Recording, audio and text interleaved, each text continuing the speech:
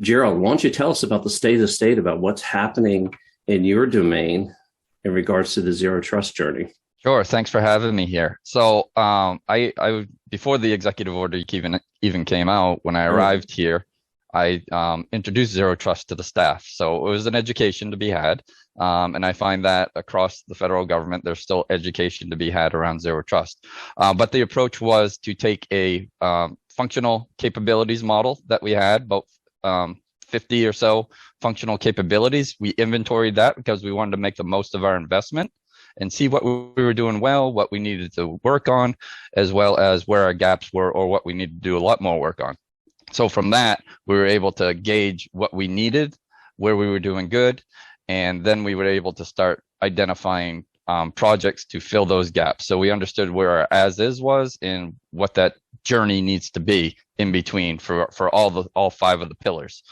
In doing so, we've set out on 5 foundational projects. That's integrating a lot of the telemetry we have, because we'll need that to make decisions on, doing data mapping so we can understand where the data flow is going, where the data is resides as well, so we can get that baseline. We putting in a SOC as a service, so getting that monitoring in place 24/7 was very important. We're also looking at what we call a secure web gateway, or a SASE, so we can send our users more direct to their destination, it being cloud and internet usually, rather than having to boomerang them back through a tick. And we are also maturing our identity management program and making sure that we have some legacy applications that contribute to that today, but we want to make it more sustainable and more mature. So from those 5 projects, we'll be able to jump off as stepping stones into the rest of the roadmap and the pillars that we have inventoried, but we want to make the most of our investments.